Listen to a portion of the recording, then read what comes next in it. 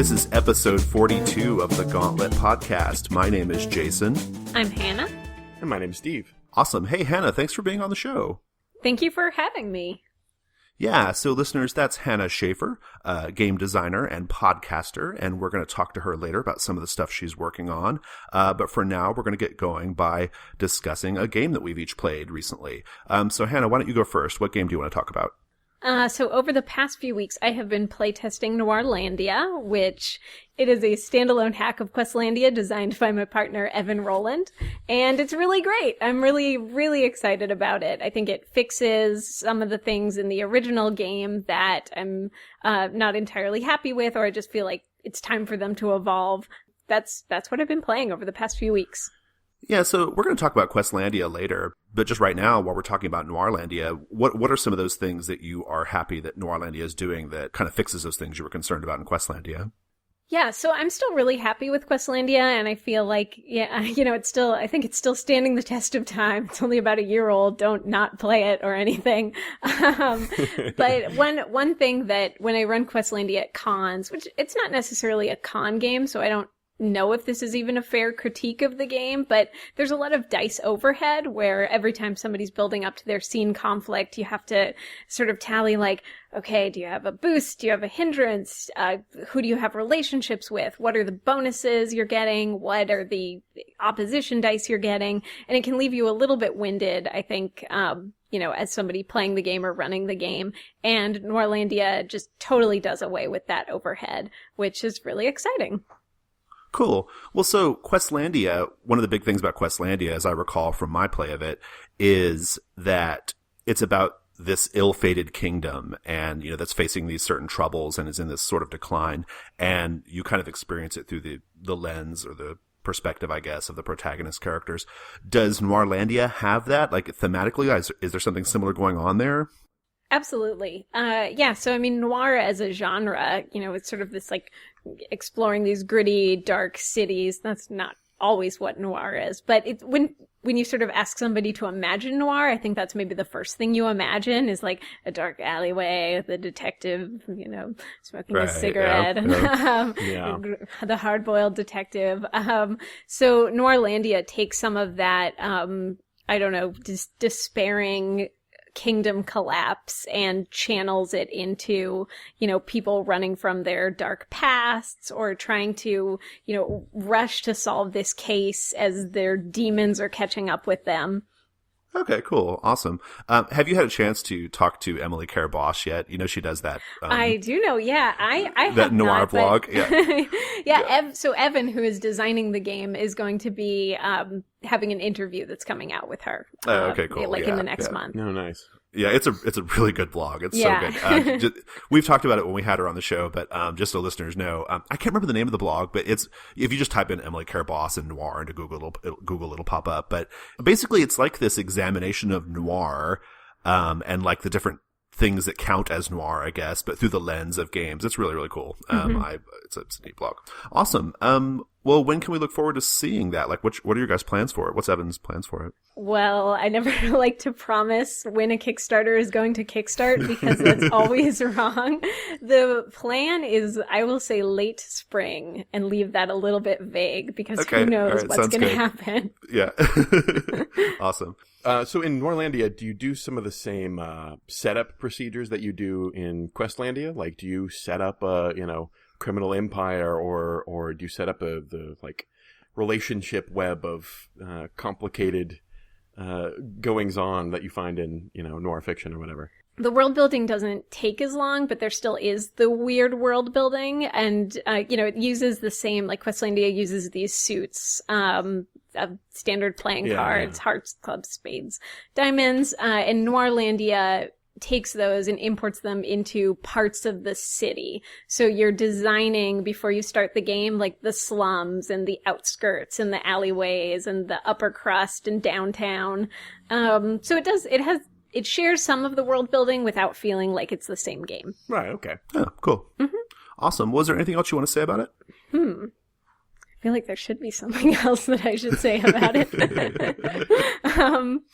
Well, I might come back to it later. Yeah, we may. Yeah. So I might come back to it later. I suspect it'll come up again. Yeah, I will say now no, but later maybe yes. Awesome. No, cool. Little preview for the listeners. Yeah. Awesome. Steve, what have you been playing? Yesterday, for the first time, I played Legendary Encounters. Also, yesterday, for the 2nd through 5th times, I played Legendary Encounters. I'm so confused. I don't know what that game is, and I don't know what you're talking about. So. Right. I'm about to explain. Legendary Encounters, if you'll notice on our outline, I've written issues, title. It has the worst title in the world. It is the Alien deck building game. Sigourney Weaver and Ripley. Yeah. Okay. All right. I'm really confused now. Yeah. It has the worst. It's an iteration on the Legendary rules put out by, Upper Deck. I just know them from baseball cards from when I was a kid, but apparently they're moving into, board and card games. Anyway, it's a cooperative deck builder set in the Aliens universe. And you and your teammates are working together trying to fend off the xenomorph incursion long enough. There's a series of goals, but anyway, long enough to accomplish your goals eventually. It's like, if you're familiar with Dominion, then you're familiar with the concept of deck builder. If you're listening to this podcast, why do you not know what a deck builder is? I'm sure you do. I don't play them myself, but I know what they Assumptions are. were made. Yeah. It operates sort of like Magic, except part of the Magic fun ? I don't think it's my thing, but part of the enjoyment people get out of Magic is constructing their deck, and deck building makes that part of the game. You do that as you go along, right? Except it's in like one session, not like your whole adult life, right? Like Magic is, right? Yes. So it's really pretty well done. I hoped I'd like it. I like the theme. I'm a fan of Alien and Aliens at the very least, but I didn't expect to like it that much. I had a friend in town and we sat down to learn the rules, figure it out, and give it a shot. And it worked really well. And what you can do is you play through more or less the plots of the movies. One movie in each game, right? And it's very nicely thematic. Like for the third movie, there's a bit where one of your objectives is to retrieve Bishop, who is an android's head, and set it up in a hallway so that he can monitor things that are going on. In the second one, or in the first one rather, you're supposed to seal off the air ducts because the aliens are coming through the air ducts. And it works very well. You've got the let me see. So you can play through movie scenarios, or you can mix and match them. You have a lot of replayability there. And the co-op works very well, too. There's this mechanic called Coordinate. And certain cards that you can buy and add into your own personal deck will say Coordinate on it. And what you can do is, during somebody else's turn, you can set one of those cards down and say, I'm coordinating with you, which basically means that they can then, they clone that card. They don't actually take your card. You still keep it, but they can use it as if they had played that card themselves. And in return for you helping out, you get to draw a new card. So it's not wasted for you. And this encourages lots of nice teamwork, and frequently it's the only way you can accomplish certain things, or at least accomplish Objective A instead of lesser Objective B, that sort of thing.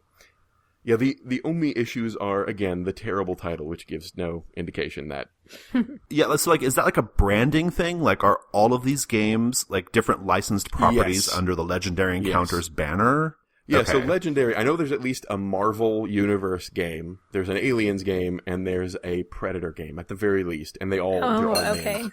Oops. And they're all so just that's named. Why they have to make it sort of as generic sounding as possible. I guess they could still have said, can you mix them up? Can you mix them up? Can you have like Storm and Magneto fighting a xenomorph? Like, is that a thing that can happen? Or there are rules in the back of the book. Yes, you can. Yeah. And the print, I think, just to save on cost, because there's like 600 cards, some of them are a little offset. Like, you get, 85% of the Apone card and then 15% of whatever card was next to it in the print run. It's really weird. It's really weird. Love it. But yeah, it's a ton of fun. Plays in like probably 45 minutes to hour and a half or so if you're just learning. But it's a really cool game. Cool. Awesome. All right. Well, I've been playing a bunch of games, but the game I want to talk about is Hot Guys Making Out, we have a tradition in the Gauntlet where we do what's basically Super Bowl Sunday counter programming. It's never been on purpose, so I think it's like some sort of weird subconscious thing going on. I don't know. But one year we did Golden Sky Stories, which is about little cute anime animals, and we were doing that. We were doing that while my friends were watching the Super Bowl, and like we were sitting there playing Golden Sky Stories. And then one year, then another year we played Boy Cross Boy, which is about cute Japanese boys going on dates with one another. This Sunday, the Super Bowl Sunday, we played Hot Guys Making Out.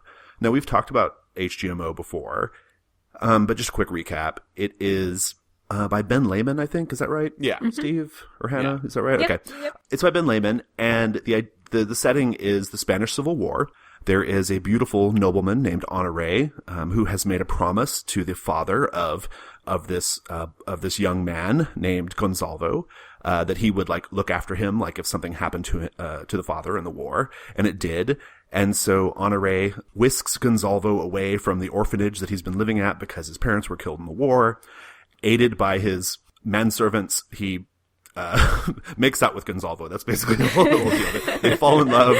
They fall in love, and they make out, and they have tender moments. And there are dangers, like Honoré's dopey Nazi ex-boyfriend, Franz, and stuff like that. So we've talked about all that stuff before, but I just want to say again, like I played it again over Hangouts this time, and so it was a slightly different experience.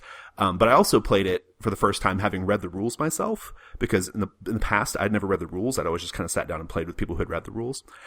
Whenever I read the rules to a game, I get a much like better appreciation for the rules. Like even so while I'm playing, like I'm looking for certain things and I'm paying attention to certain things, you know? And this game is really, really great from a mechanical standpoint. So it does this thing where it's kind of a popular thing that happens in some games, where you have like a deck of cards, playing cards, and you use that deck of playing cards to kind of pace the game, as well as, you know, the suit and the number of the card determining like what type of scene or narration you can do, right? That's a very simplistic way of kind of laying it out there. But a lot of these games, and I'm thinking of this one game called Dance of the Damned, they have this issue where the story kind of lingers a little too long, you know? Like in Dance of the Damned, that deck of playing cards pacing mechanic kind of causes this story to go on just a touch too long. Like I feel like it kind of loses something at the end, you know, like it needed to wrap up a little sooner. But this game doesn't have that problem at all, because it's set up to be told like a graphic novel or a comic book. So when you play a card, you just do like a little tiny bit of narration, like what would be the equivalent of one panel of a comic book. Okay. So it's real punchy. You know, the Gonzalo player describes Gonzalo feeling, you do his inner monologue about feeling nervous about arriving at the house, right? The Maria player, who's the maid, she plays a card and, you know, talks about how she wonders, you know, how is this going to change, you know, the social dynamic of the house, you know, and I'm so, you know, I'm starting to feel jealous of this boy who my master is clearly like, you know, has affection for, and all that kind of stuff. And then, you know, it just kind of goes around, and everyone, like, you're kind of just doing this real fast comic book panel narration. And unless you play these certain cards that are special cards, and then you can kind of have a lengthier scene. It's very nicely paced. It's real punchy. The mechanic does a really great job of conveying the feeling of a manga, basically, or like a comic book. And so I really like that about it. One other thing the game does that I have a newfound appreciation for, after playing it yesterday. When you choose to pass, like if you don't have a card you can play to do narration, you can choose to pass. And if you pass, you can do one of two things. You can either describe some like background, like detail, like environmental detail, you know, like you can describe, the sound of the rain on the window, or the grandfather clock chiming, you know, 10 o'clock or whatever, right? You just describe that, and then you pass. Or you can do what's called an awkward silence. Okay. I think that awkward silence mechanic might be one of the most brilliant mechanics in any role-playing game. It is so freaking good. Steve, you'll appreciate this, I know, because you like Dread. So in the game Dread, you know, like the Jenga tower, like the pulls of the Jenga tower are meant to have you feel like the tension of a horror movie, right? Like you're supposed to feel the tension, right? That's what the Jenga tower helps to impart on the player, right? This awkward silence mechanic it does that same thing. Like when you choose to do an awkward silence instead of narrating something, you're all just kind of sitting there and just waiting and like wondering like what's gonna, you know, it really feels like, I don't know, like it just feels so right for this game, you know, because this game is all about like innuendo and like emotion and like vulnerability and occasionally, you know, like hot guys making out, and that little awkward pause is so good. Like it's so good at creating the right tension, you know. I dig it. I think it's just really cool. So yeah, Hot Guys Making Out. I don't have much more to say about it. It's great. I have a newfound appreciation for it, having read the rules this time, and yeah, it's awesome. I really remember the tiny description or awkward silence things being at least one of, you know, my two favorite things about the session we played last year, at least. Yeah, it's so good. It works it's great. Yeah, like when it happens, it's like just so like I don't know, like it's just kind of perfect. It's the anime, you know, 3 dots in a speech bubble thing. Yeah. It's exactly what it is. Yeah, it's perfect. Hannah, have you played that one? I haven't played it, actually. It's been a game that I have wanted to play for years, and I'm still catching up. I have a list of games a mile long. These new games keep coming out that are so great, and I came to role-playing games so late that, like, I just have this backlog of, like, older great stuff. But it's been slowly moving up on my list, and someday I will play Hot Guys Making Out. I love it. Oh, one thing I'll say about it, it plays really quickly, so you can do a whole game in less than an hour. And if you have like a 3 or 4 hour session, you can kind of just continue the story, but switch up who plays the different roles. Mm-hmm. And it's pretty nice. So just a great little game. Every time I play it, I get more delighted with it. And it's not just because it's about cute anime boys making out either. That's not the only reason why, but it's an important reason, but it's not the only reason. Yeah, I have much less interest in that aspect, but still really enjoyed that game. Let's go to the next segment. Our next segment is Giving Me Life. Hannah, what's giving you life this week? Well, let's see. It's only Monday now, but my birthday is Friday. And okay. Happy birthday. Thank you.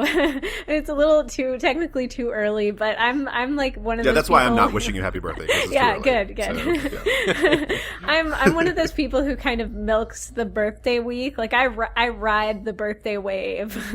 Okay. And I think that one of the reasons that I really love birthdays is that kind of like weddings or other events that other people feel socially obligated to. Like all of my friends are so busy all the time and have all of these grown-up excuses, and I'm like, it's my birthday. You gotta be here. So like, you know, this Friday when it is actually my birthday, it's this special day that it's totally arbitrary. Like it's just a day, but it is a day that I will be able to see people who I never see, and we can game together. Maybe we'll play Hot Guys Making Out. Oh yeah, you totally should. Yes. That is giving me life this week. Awesome. Well, you kind of answered it, but what will you guys do? Like, what ways do you celebrate your birthday? I mean, like, are there any particular traditions or anything you guys get up to? Usually for me, it's like games and food. Probably I'll eat some good sushi, which I don't do that often. So I like, and this is like an especially stressful work week too. So I feel like this birthday light at the end of this tunnel is just going to carry me through this entire week. So nice. Food, that's games, awesome. and that's food and games. I don't know what else there is besides I love it. I love it. Never get tired of it, because I'm going to tell you what, I'm just throwing a guess out there that I'm probably significantly older than you are. And I'm at a point where, it's been years now, where I sometimes my birthday passes and I don't even remember. Like, I don't even know. No! Like it's so... Oh no, I'm getting there. Like, it's become so... It's this level of, like, insignificance to me where it's like, oh, it's just one more year closer to 40. Like, I don't want to face it. But speaking of which, I know this is something you guys have talked about on your other podcast, Hannah, but I went through a whole, like, when I turned 30 thing. Like, that was a thing. You had some 30 life drama? I had some 30 life drama. Yeah. I'm not going to share it right now, but it was a thing. So, that's awesome. Steve, do you want to go next, or do you want me to go next? Yeah, no, I'll go next. Mine's not super involved here. So what's giving me life this week is OwlCon, which they held on the Rice campus here in Houston. This will be my first, like, non-house con. This will be my first convention outside of a friend's house, right? Oh, cool.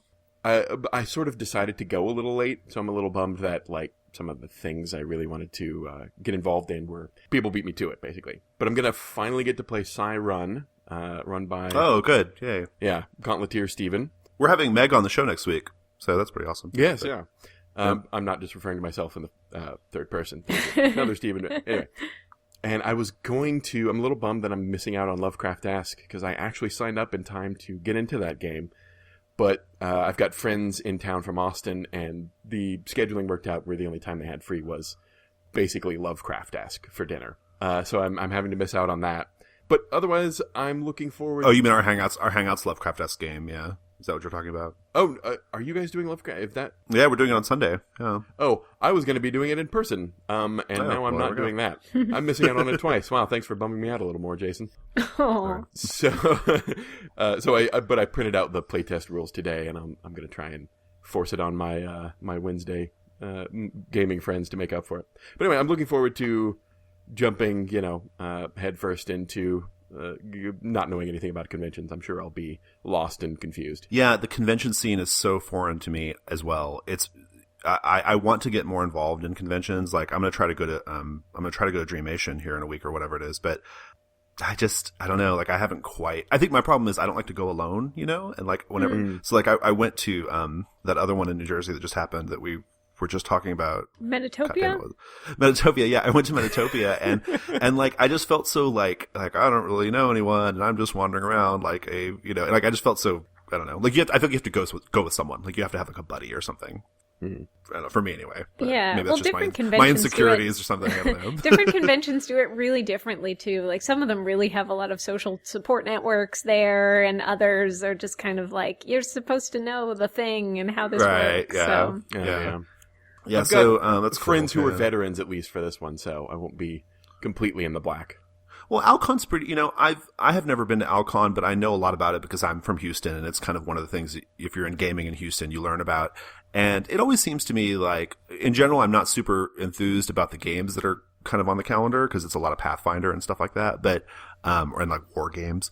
I do gather that it's pretty laid back in the sense that like you can just kind of bring a game and just kind of find some people, that will play with you, like it's real, like it's real casual, like it's not like it's a real casual kind of hang around sort of environment. So that's cool. Yeah. Just bring a couple things, If you were interested in Pathfinder or D&D, I think there are more of those than everything else combined. At almost certainly, yeah, almost certainly. It definitely skews that way. Cool. Well, the thing giving me life this week is Gauntlet New Jersey. So I have not really talked about this yet on the podcast, but it is a thing that's happening. Hooray. Yay. I have been trying to figure out like when and how and where Gauntlet New Jersey is going to happen, but it is a thing. I'm going to start we're going to have a meetup. It's going to be, I'm probably going to start with weekly games, because I still want to kind of maintain the online stuff we're doing on Gauntlet Hangouts. I'm really proud of how we've built up Gauntlet Hangouts, and I kind of want to keep that going. But I'm looking forward to doing Gauntlet New Jersey because there are a lot of games that just don't play well online. Like they're impractical to play online. Yeah, and so sure. I'm ready to get back to face-to-face gaming. It's been pretty much since October since I've had like a face-to-face group. And so I'm anxious to get back into it. I want to play Fall of Magic. I want to play HSB. I want to play some of these other games that would not be easy to do over Hangouts. And so Gauntlet New Jersey is going to happen. One of our listeners is from around here, and so he's going to help me kind of get the first few sessions off the ground. So that's pretty cool. You know me, Steve. I like to have a partner. Like I have to have somebody like doing a thing with me. It's just my codependent nature, I think. I don't know. So we're going to be doing that, and I'm just really looking forward to it. Like I think back on where the Gauntlet kind of started and kind of where it's headed, and I'm just so proud of like what we've been able to do. Because I don't know if you recall or not, Steve, but like when I found the Gauntlet, and I don't even remember I don't know who started the Gauntlet. I have no idea like who had it before us, but someone did. It was a thing. Right, yeah. It was a thing that existed on the internet, and it was totally unclear what was happening with it. So basically, me and a couple of other people just kind of said, "Hey, we'll do this."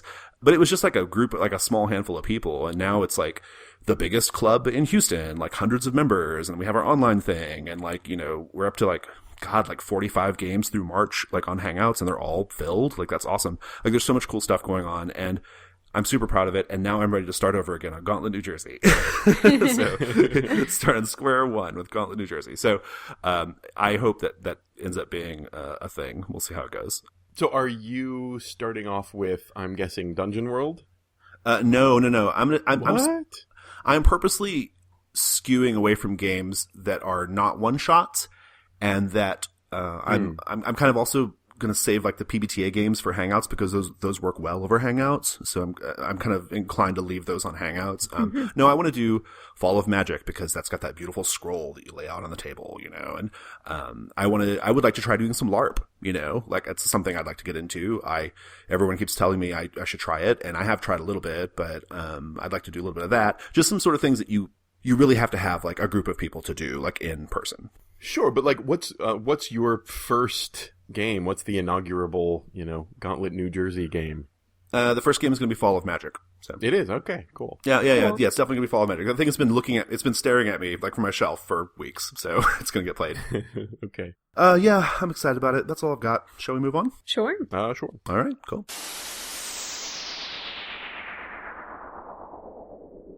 All right, so we are here with Hannah Shaffer. Very exciting. I've got a bunch of questions I want to ask you. I've kind of got them divided up by topic areas, and I think I want to start with Questlandia, which we've already talked about a little bit. Mm-hmm. Why don't you just give the listeners like just a quick overview of what Questlandia is? So Questlandia is a 1 or 2 shot kingdom building and kingdom destroying RPG.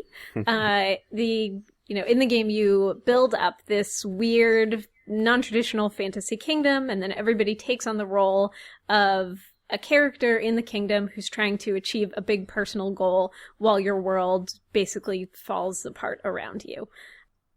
Yeah, that's the basic idea of Questlandia.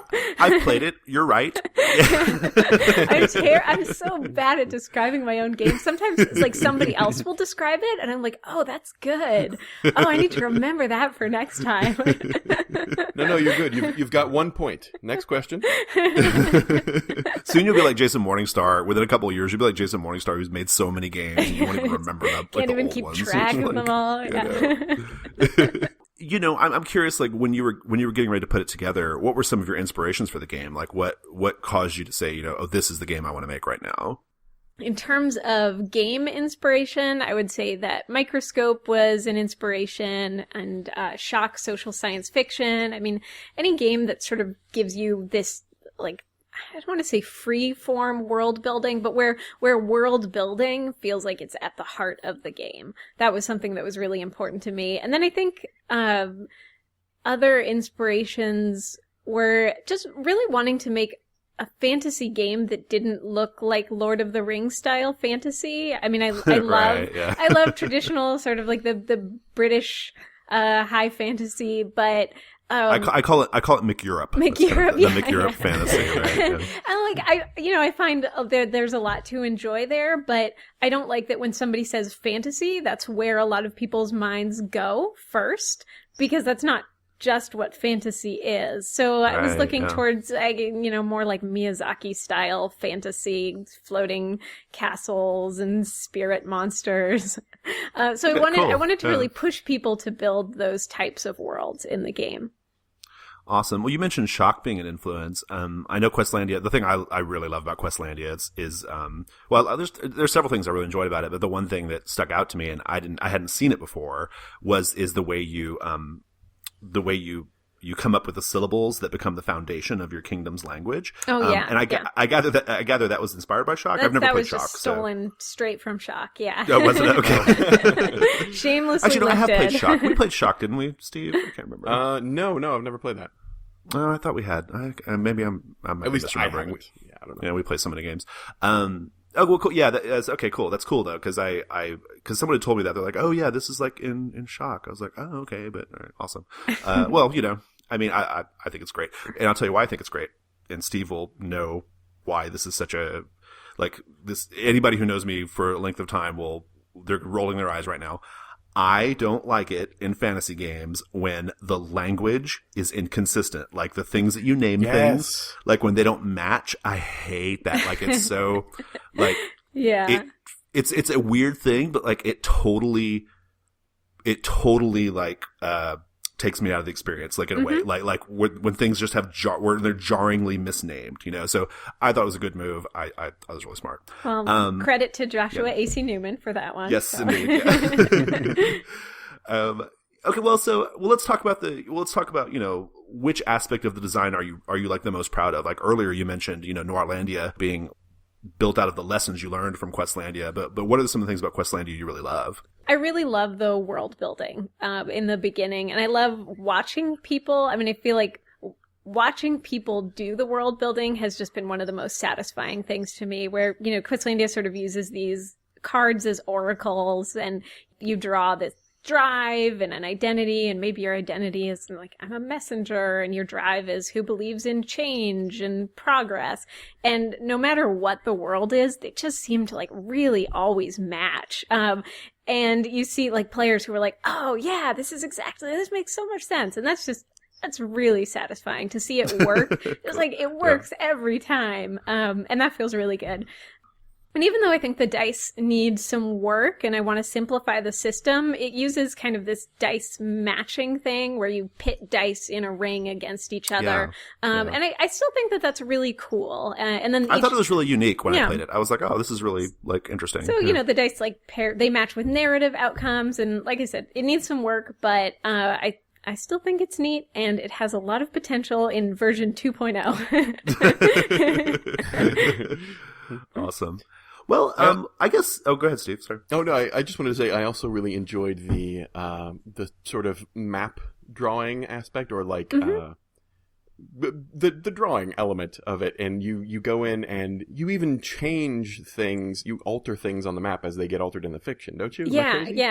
Yeah, and I do like that part. Yeah, as the world collapses, the map literally changes. It's very satisfying to create something, make a nice visual representation of it, and then, the reactor exploded in fiction or whatever, and you go in and you cross it out and just permanently think, there we go, we're done.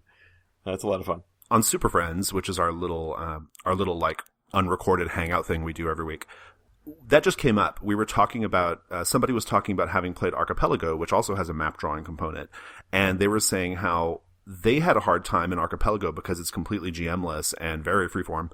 Their group had a hard time like coming to a conclusion, you know, like landing on the conclusion at the right time, you know, or like ending the game. And someone suggested, they were like, you know, you could just like the map is already there. You could have the map, like you could use the map as like a visual aid to like show the changes in the fiction and like kind of show like a sort of progress or whatever to sort of help like indicate to everyone that we're moving on to the next phase of the story or whatever. And someone even piped up. I was really proud of them. I can't remember who it was now because there's like 10 people on the call, but somebody was like, oh, it's like Questlandia. And I was like, yeah, it kind of is like Questlandia. Like, yeah, exactly. That's almost exactly what it's like. So, yes, I just want to throw that in there. I don't know. Cool. Well, so Hannah, we've already talked about Noirlandia, but like, what's next for Questlandia? So this is like, who knows how far in the distant future this will happen, but we're starting to work on a campaign version of Questlandia because, I mean, you've played the game, you spend all of this time building this world, and then you play in it for, like, you know, it's not uncommon for groups to make the world for 2 hours and then play in the world for like 2 hours. Right, yeah. So, and you know, I mean, I've run the game so many times that I'm like, I have it down. I can do this world building in 45 minutes, but not everybody can. So I think that some people feel, you know, really attached to their worlds, which is awesome, but they want to play in them for longer. So there is going to be a campaign version that happens at some point, and we're starting to work on it now. And basically we're just like designing it really organically. Like we have a local play group and we're having them over and we're just playing the game and adapting it on the fly to see how it can be ported into this campaign version. Awesome. So we'll see how that goes. Cool. Okay, well let's I want to talk about 14 Days. Now I'll confess this is not a game that I'm super familiar with. I didn't back the Kickstarter, but it just wasn't on my radar at the time. That's fine, yeah. But having said that though, just what is 14 Days about? Like because it does seem like quite unique as far as the hobby goes. So 14 Days is a 2-player game. It's sort of a role-playing game, board game hybrid about the experience of living with chronic migraines. In the game, each player plays out 2 weeks in the life of a person with migraines, which is where the 14 Days comes from. And yeah, it's a game just sort of about communicating the experience of chronic pain, so somebody who doesn't live with that experience can hopefully build some empathy around, you know, what that might be like for a friend or a loved one. Yeah, So that's 14 days. You know, you said it's a 2-player game, which I think is really cool because there are not enough of them. Mm-hmm. I think there need to be more 2-player games. Can you just give us like a little like overview of how it plays? So in 14 days, each player has a little calendar in front of them that's just like a Monday through Friday calendar with little cells that sort of looks like a weekly planner. And at the beginning of a day, you put down 3 tokens in 3 domains of your life that you want to accomplish a task in. So a domain might be like love or hobbies or work. And so, you know, you might say, I'm going to put down 1 in work because I have a Monday through Friday 9-to-5 job. I have to go to work today. I'm going to put 1 down in love because it would be nice for me to cook dinner for my partner tonight. Hobbies because I have to meet with my WoW guild to plan our next raid. And then the other player rolls a 6-sided die for you to determine if today is a migraine or no migraine day. On a roll of 1 to 3, it's a no migraine day and you're allowed to accomplish your tasks and your day went off without a hitch. On a 4 to 6, it's a migraine day, and 4 representing a bad, there's no like good migraine. So 4 representing a crappy migraine, 6 representing the crappiest migraine. And depending on how bad that migraine is, you have to start removing task tokens from your calendar. So suddenly you can only do 2 out of the 3 things, or on a 6th day, you can't do anything. It's a debilitating migraine. And during the week, you have to juggle, stuff around like, am I going to take drugs to try to power through the pain, to buy some of my task tokens back? Or, are these drugs going to have side effects? Or am I going to take too many and run out of drugs when I really need one for, my sister's wedding next week? Wow. Okay. That's really interesting. Yeah. So it's sort of, like a resource management game, but around the unpredictability of pain. One of the questions I was going to ask was like, what do you hope to accomplish with the game? But you've already, that seems pretty apparent on the face, that, empathy is the idea here. Mm-hmm. I've noticed, having played Questlandia and then having looked at some of your other work, it seems like empathy is like a really important, like, kind of through line in your work. Is that fair? I mean, I don't know if that's a fair. Yeah, I think that is fair. Yeah. Well, no, I mean, because like in Questlandia, it feels like you are meant to like experience the protagonists like in a very personal way, like how they perceive the crumbling world, right? Mm-hmm. And so I'm just like, yeah. I'd be curious to get your thoughts, like, in what ways are games like a great vehicle for empathy? Like I'm super fascinated by that. Like, do you have any thoughts on that? Oh gosh, I mean, I think if given a glass of wine in a few hours, I would have more thoughts on that than you would ever want to hear. But for the sake of like a minute, I play a lot of games and I play a lot of video games. Just in general, I am an enthusiastic consumer of media, but I feel like role-playing games more than anything allow you to really embody a character and like feel the disappointment or feel the excitement. So in terms of trying to communicate an emotional experience, that's a really powerful opportunity to try to show somebody a little bit of what it might be like to live with pain. Yeah. You can't communicate what it feels like to live with chronic migraines, but you can communicate the feeling of frustration when you have to remove a token from your calendar and like watch those disappear. Yeah. So I feel like role-playing games are just, there's this powerful opportunity there to have players just try to step into somebody else's shoes. And also, I mean, I feel like it's also a great opportunity to communicate the limits of how well we can ever really understand each other, if that makes sense, because... Yeah, no, it does, yeah. I mean, you play a game like Night Witches, and you can feel some of the tension or some of the excitement around, what it's like to be a woman during this time where it was scary being a woman in the military, but you're never actually going to be there. Right, yeah. Right, you can only ever get so close. Right, yeah. So I feel like that's something that I try to play around with in the games that I'm working on also, is like the limits to how much you can actually empathize, if that makes sense. Okay, yeah, okay. Yeah, that's all right. How much of a role-playing element is there in 14 days? I think it varies by player. I think some players can play like a pretty straight kind of board gamey game where they're like, all right, I do my hobbies, my love, and my chores. Now I'm going to roll. I didn't get anything. All right, it's your turn. But it really it does encourage talking in character, and there's also this element of the game where if you do have a migraine, the other player has to ask you a migraine day question that's like, who felt let down by you today? Or who shared a new miraculous cure with you today? And so the role-playing kind of comes in there with those questions. That's good. No, that's really good. That last bit really hit it home for me, because I think whenever you have some sort of like, I don't know what the right word is here that I'm looking for, but whenever you have some sort of categorization, like you have something that people know about you, like, so for me, it's not as bad as it used to be, but like a number of years ago, like I was the only gay person, for example, that anyone knew, right? Like in my social circle, like I was the gay one, right? And like, there were always like those questions and the questions that people would ask you, like, are loaded with assumptions, right? Mm-hmm. Like, they're loaded with these assumptions about like what you want to hear and what you I don't know, or loaded with assumptions about like what you think, or what they think you want them to say or whatever, right? Mm-hmm. I don't know where I'm going with that, but that makes sense to me, right? Like it makes a lot of sense to me. It's like I can see how that questioning process, like, that's pretty good. Cool. Well, I'm super interested in this now. Yeah. Well, thank you. I just had to have you on the show and talk to you about it. So I mean, a game about migraines, it's not going to be the feel-good hit of the summer. It's not going to be the 100K Kickstarter or anything. So you did pretty good at the Kickstarter, though, didn't you? I remember it being. For a game about migraines, I think we did pretty well. Yeah, I think like it was like it popped up in my G Plus feed. Like I think when it was over, like you were talking about having the campaign ending, and I remember thinking, I was like, that's very impressive for a game about migraines. I feel like. What were you going to say, Steve?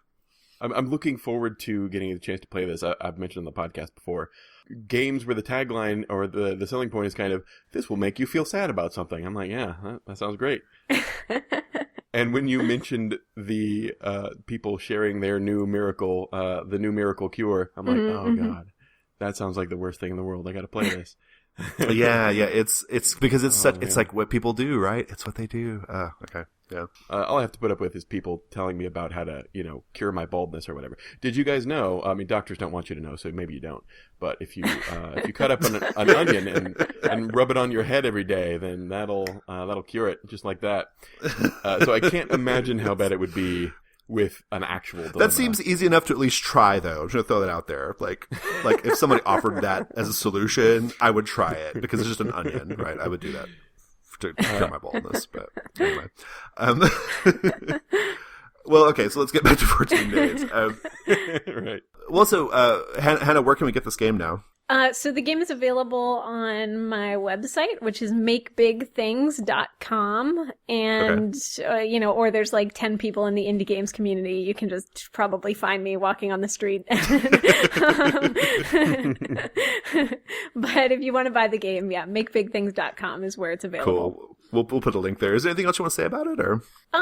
Steve had said something about it sounding sad, and despite the subject matter, I think that it's a game that doesn't leave you feeling sad. I mean, you're left feeling sort of frustrated, and maybe like you've learned something new, but it's not one of those games that leaves you feeling winded and devastated, I think. Okay. Which is good, because a lot of the games that I love do leave you feeling winded and devastated. But you said no sadness, and I was out, but then you said you can be frustrated. So I'm like, okay, frustrated, and there is sadness. There's a feeling of loss or a feeling of falling short. But I think there's also a feeling of sort of what is left to appreciate in a life where you have this unpredictable condition. You can sort of focus in on these little nuggets of hope. I fucking love it. I love this moment we're in role-playing games right now. I really do. Like, Hannah, I know you're relatively new to the hobby, but and I stepped away from it for a long time myself, but, I love that designers are out there pushing the boundaries of like what a role-playing game can be. And, I think that's so great. I'm pretty excited about it. Yeah. It's awesome. Okay. Well, let's see. Let's just kind of switch to some general questions then, just about some that defy categorization, I guess. So I know we know you're co-host on Tabletop Superhighway, which is awesome, and they're friends of ours. We did a little crossover episode with them last year. I'm really curious about Games People Play, though. Tell us what that's about, and like how did it come about?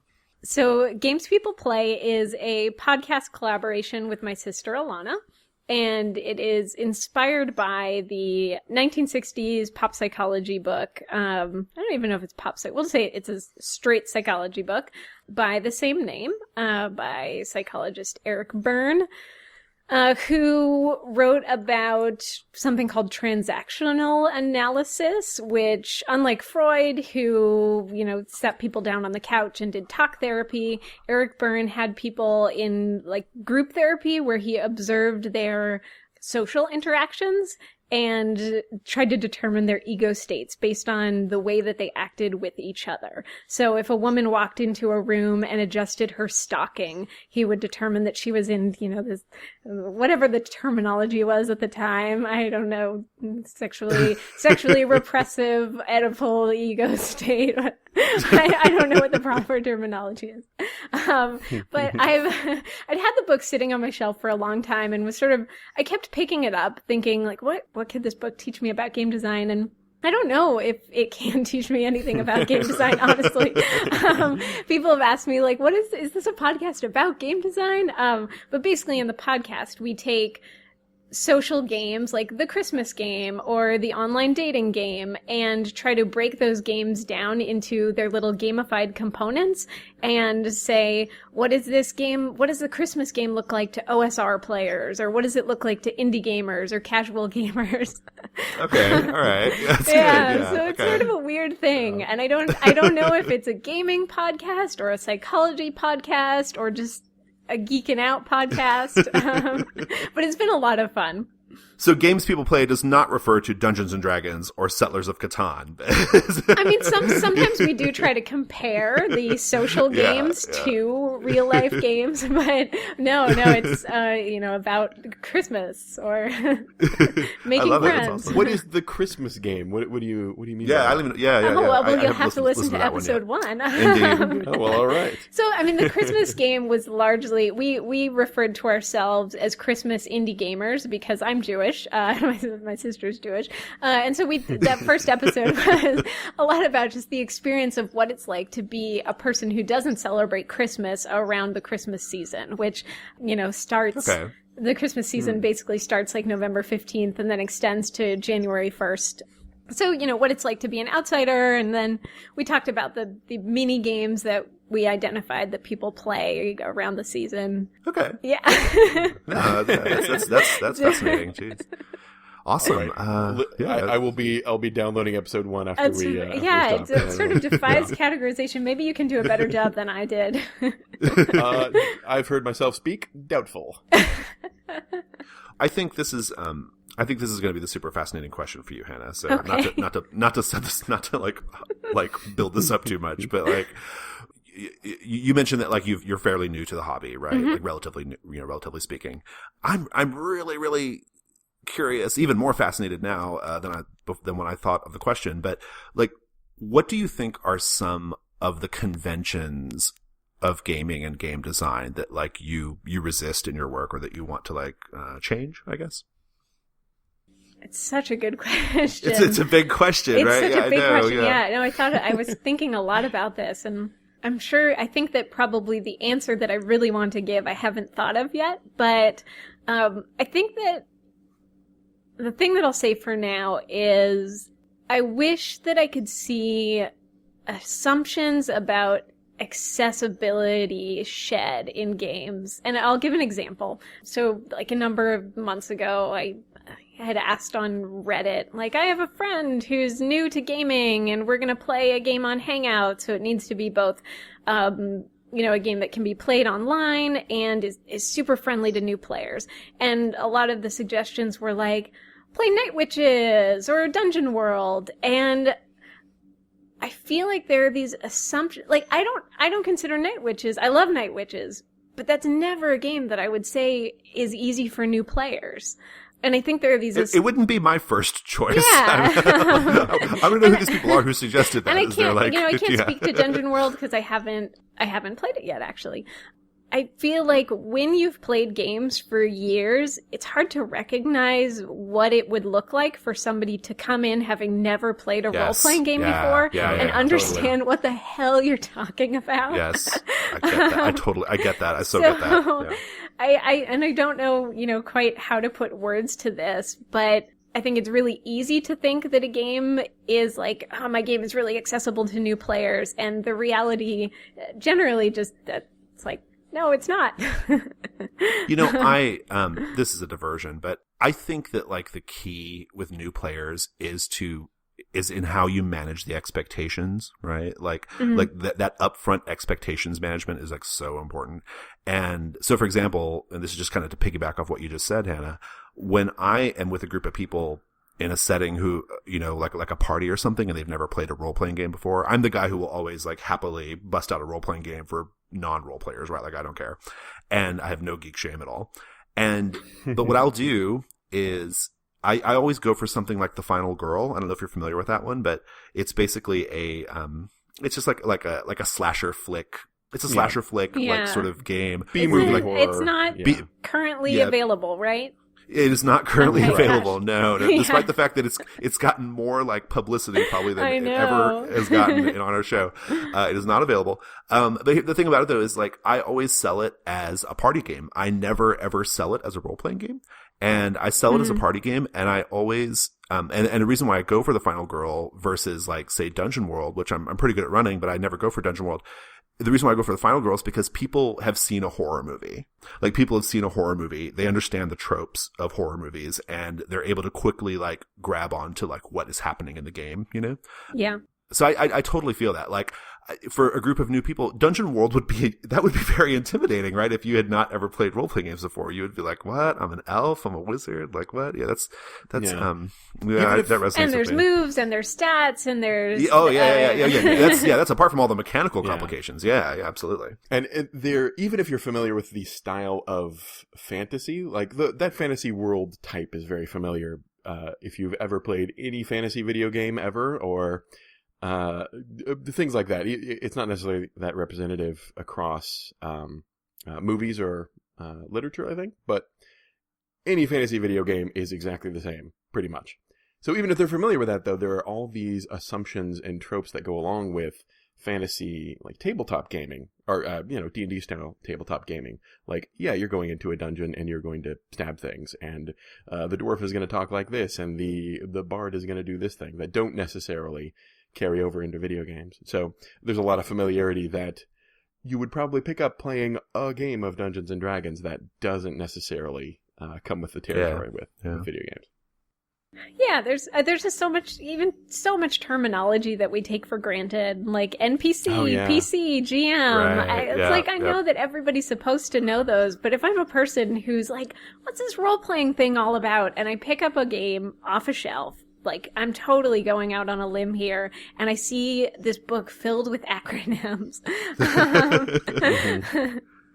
That's kind of alienating. No, for sure. Well, you know what? We're kind of going a little long on time, but that's a good sign though. It means we're having a good time. I am. Yeah. Yeah. What do you have coming up, Hannah? I know you've got your Prison Break, or was it a Prison Break game? Prison Break. Like it's close thing? enough. Yeah. What's going on? What do we have coming up? Yeah. So Noirlandia is one of them that I will take partial credit for. And at some point in the next few months, I'll be releasing a Questlandia hack called Damn the Man, which is inspired by the movie Empire Records, a bad 90s movie. Right. I love it. I think it has like 20% on Rotten Tomatoes, though. And it's about a bunch of misfits. I'm a Gen Xer, so I think I have to love it. Like it's like required. I love that movie. Yeah. So it's about a bunch of misfits playing or working in an indie record store that's about to be bought out by the man, by the like Virgin Records or whatever the equivalent is. So just like in Questlandia, you have your collapsing kingdom. Here you have your gentrifying neighborhood and your collapsing record store, and you try to save it. Awesome. And hopefully I'll get that finished. It's in like late beta playtesting. And then in the next year, I'm working on a game called Sentencing Day, which is an apocalypse world game about a bunch of teenagers who live in a sort of dystopian sci-fi America where you have to serve a mandatory prison sentence when you turn 18. Nice. Yeah. Okay. So those are the real quick, very, very cheery. I love it. quick descriptions of all three of those. Awesome. Steve, do you have anything else before we go to the final question? No, I've never seen Empire Records, but I'm happy that I've now been reminded to look up that, I think, Edwin McCain song or whatever that was on the soundtrack. Ignore me. I'm not sure which one this is. No. Rich, we're gonna need to edit on that, so I'm gonna add it into the outline. Right here. I don't want to say it's a great. I can't recommend it as a movie. Okay, final question. Girl like you? Question mark. I think that's about right. No, Rich, this is good stuff. Leave it all in. All right. Okay, we have a final question. Here we go. Like we do with every guest. Okay, so set it up for the listeners. There's always a very long, ridiculous setup. All right, let's say we're playing a game called Wolflandia. Right? My favorite game. It's so good. In Wolfland, it's the game of my dreams, my waking dreams, not any other kind of dreams. In Wolflandia, player characters are beautiful, smooth-chested underwear models who are also werewolves.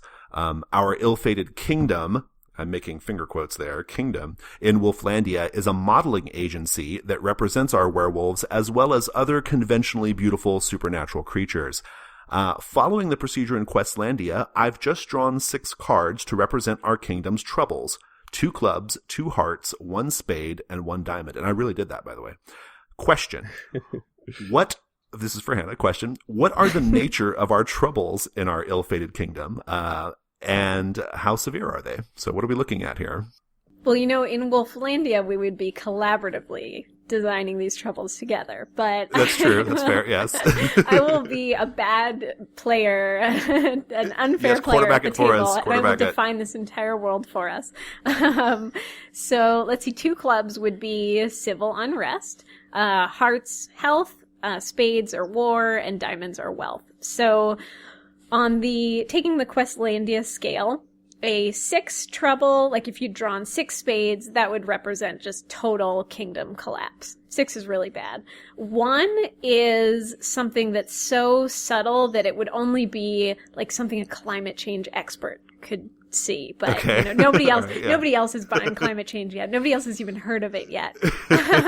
So it turns out it doesn't matter if you have climate experts doing it. Right. People still won't buy it. So in what are we calling this? Wolflandia? Wolflandia. Yes, okay, yes. So in this world, our 2 of clubs is. It's not so bad. It's like kind of a not in my backyard trouble where some people are acknowledging it, but it's not really affecting anybody personally really seriously. So maybe that civil unrest is like all of our underwater mermaid wear people have to wear masks because the water that they breathe is actually a little bit toxic, but there's only so many masks to go around. And like so far, the most popular and beautiful werewolf mermaid people get the masks and nobody's really had a problem with that. But now some people are starting to kind of gripe about it a little bit. So there's this like somewhere on the horizon, there is this movement of people who don't have these masks, who want the masks so they can breathe better underwater. And that would also explain our 2 of hearts, our health problem. The health problem is that some people are breathing this dirty water and don't have masks. And then our spades, which is external war, and our diamond, which is wealth, are, again, like they are not affecting us yet. They are something only an expert can see, but maybe as those escalated, those would represent the non-mermaid werewolf people who are starting to get envious of our riches and, wage war against us, and or have some sort of trade embargo. But things are looking pretty good for Werewolflandia right now. Very good. Very good. Awesome. Okay. Well, this is a lot of fun. I am so happy you came on the show, Hannah. Thanks so much for having me. Yeah. Well, listeners, that's all we've got. So if you want to get in touch with us and hang out with us, go to Google Plus and search for the communities, or go to the community section of Google Plus and search for the Gauntlet. You will find us there. We also run an online Hangouts gaming calendar called Gauntlet Hangouts. That can be located on Meetup. The link to that can also be found in our community on G+. So go check that out. There are tons of games on there in all kinds of different time zones. I'm super, super proud of Gauntlet Hangouts. Everyone's doing such a fantastic job with that. So go check that out if you want to play games with us. And then we are on Twitter. Theoretically, we're on Twitter at Gauntlet RPG. I tweet precisely once a week, so get on Twitter and follow us and hear my weekly tweet on Twitter, because I'm so bad at Twitter. I'm so bad at it, guys. I'm just like, I don't even know what I'm doing. What are these hearts? I don't know. I'm just pressing buttons. So that's the thing, and I think that's all I've got. So Hannah, thanks again. Thank you. Steve, thank you so much. Of course. And listeners, thanks for listening.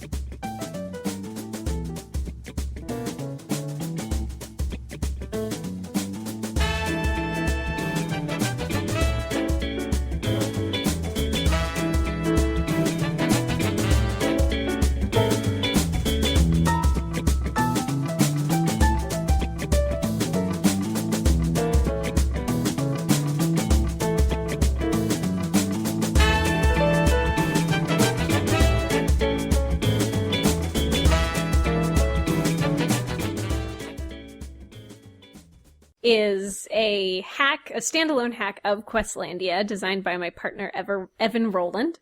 Let me try that again so I don't butcher his name. It's like accepting your Academy Award and forgetting to mention him, right? Certain names you just can't get away with butchering. Right. All right.